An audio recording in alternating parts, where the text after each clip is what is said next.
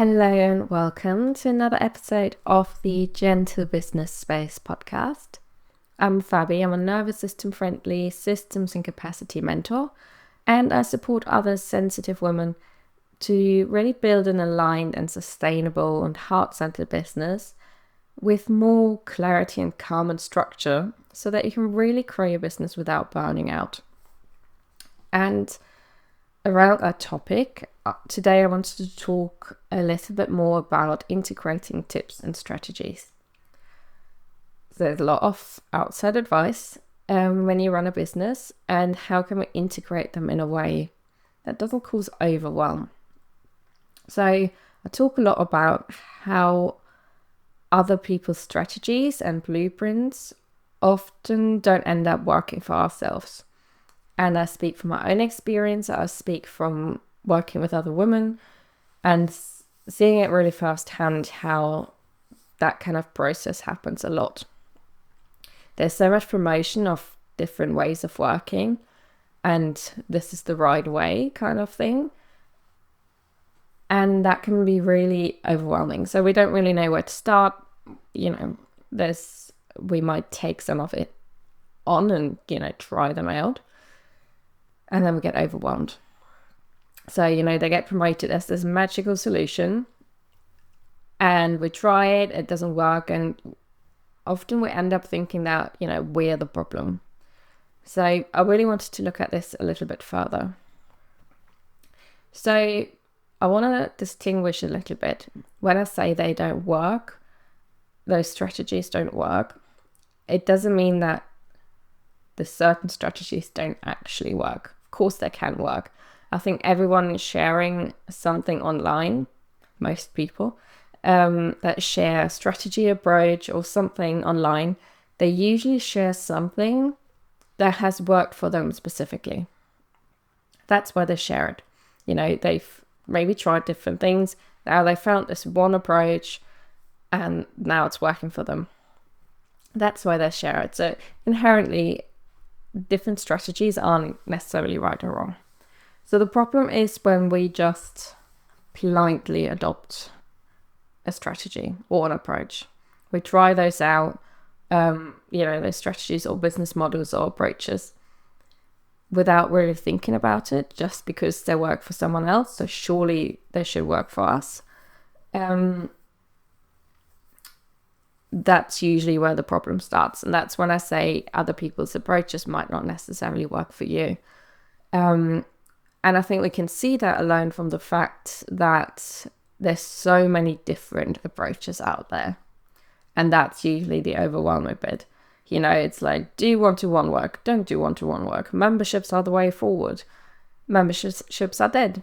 Evergreen courses are the way to go. Evergreen courses don't work. Posting every day doesn't work. Same, for other growth strategies, like use free masterclasses. Oh, don't do free content. Do small paid masterclasses instead. Free PDFs don't work anymore. Other people say they worked for them. So there's so much. And we hear this all day long. And it's so overwhelming. And I want to invite you to just, take a step away from it. Take a deep breath. Let it all go. I think it's just, it just shows there isn't actually a right or wrong way. There's so much contradicting advice out there where you think, well, what is the right way? And I think it just really shows actually if we approach it from this different perspective that there isn't anything necessarily wrong or right or wrong with any of these approaches. And there isn't one right approach. It's what worked for them. It's what working for some people. It might not work for you. You might need something else. So what should we be listening to? Again, there's no right or wrong answer because there isn't. I think it all comes back to the fact that there isn't one right path. There isn't just one way of running your business, of growing your business, of working within your business. There's so many different approaches. That's why there's so much noise out there. So many different ways we can do things. And I think once we allow that kind of thought to settle it doesn't feel so much like we failed when something isn't working for ourselves, because there's so much other advice out there. There's a different way of approaching this. We can go a different path. It's ultimately about you, your current business model, what your business currently needs, what aligns with you, your strengths and your vision. When we approach it from that perspective, that's when it also becomes much more sustainable.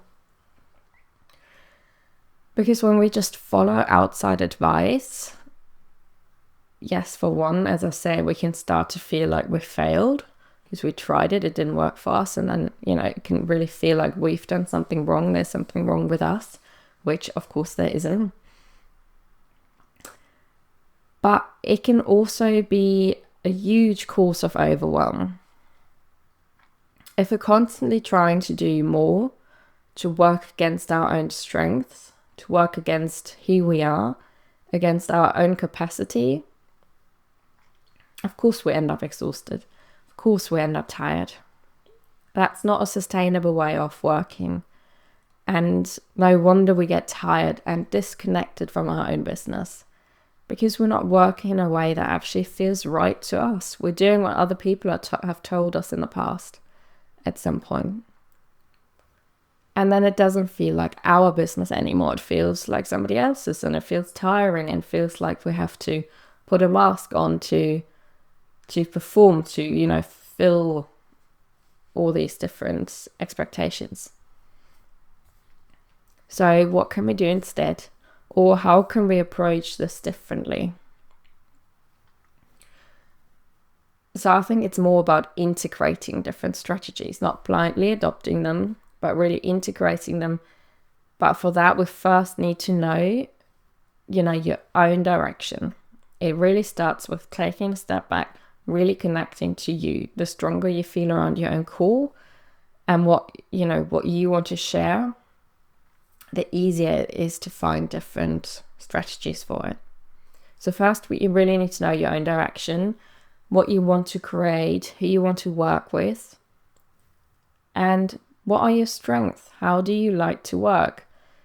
Then we can try and add different strategies or learn more about, growing a certain offering type, instead of just blindly doing whatever without really knowing, okay, this is where I want to go, this is where I'm heading, this is my vision, this is what I want to create.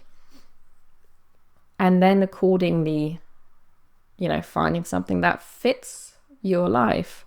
If you want to be flexible, maybe a membership model works well for you. Maybe you really like, actually, if you, really good at connecting, maybe like a one-to-one setup works better for you. But it really starts with you. There's nothing inherently wrong or right with each of these approaches. I think you can make anything work if it feels aligned and right for you. So the better you know yourself, the easier that gets. And of course, there's a trial and error phase. So if you don't know yet, if you like one-to-ones, for example, you need to test it first. If you don't know, what of how you could grow, maybe you landed on an offer and you want to share, you don't know how to share it yet or how to attract more people. You want to try out a few things. Maybe it's sharing a free masterclass to attract one-to-one clients, or maybe it's something else. But you need to test it and see if it works. And I think there's a slight difference to just randomly trying out strategies. So if we want to do this from a place of experimenting. So let's see what works for me, instead of this, this approach of this has to work because it worked for someone else. And I think this is the difference. A lot of times we create this pressure because this has worked for someone else, so it has to work for us. And that's why I always say, that just doesn't work. But if we're curious, and we kind of find out, this offering might work for us. And then we can, with, with curiosity, we can experiment and notice, okay, what might help to grow this offering. We can notice what other people are doing. We can notice and learn different strategies and approaches without, just copying them. And we can experiment. Does this work? But we're doing it from a place of curiosity and openness instead of this has to be the way forward. This has worked for someone else, and now it has to work for me. So we're taking this kind of pressure out of it. Because we also don't know, if we're comparing ourselves to other people and their businesses, they might have a different business model, different working hours. The team behind them might be different financial resources, different strengths and capacity. So we can't really compare any of that. We can only test based on, your own direction, your own strength and your own alignment. And then we, with curiosity, step by step, notice what is working and what doesn't. Not seeing it as a personal reflection or a failure, but rather, noticing, okay, this has worked. This worked really well for me. This works with my personality. So I'm going to do more of that. Or maybe you tried something, maybe it's offering or way of attracting new clients. And you're like, well, actually that didn't work. Why did it not work? So maybe it's something we need to tweak or make easier for ourselves. Or maybe it's this approach just doesn't work for me. This strategy of attracting clients, even though it works for others, doesn't work for me. So let's be curious and try something else. So I think this trial and error phase is quite important actually, because especially towards the beginning, you don't know what's working yet. You don't know what's going to work. We can go by different advice, but with that curiosity instead of this has to work. We can see, okay, maybe this works for me.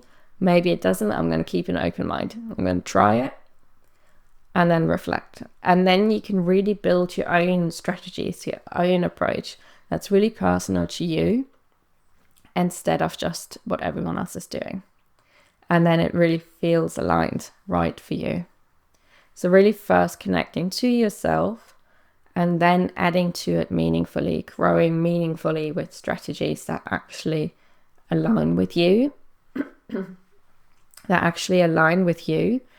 instead of just randomly doing whatever.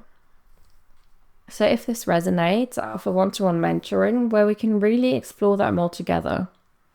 So really finding out what actually works for you, exploring that more, really connecting to your direction, your vision, your own strengths and values.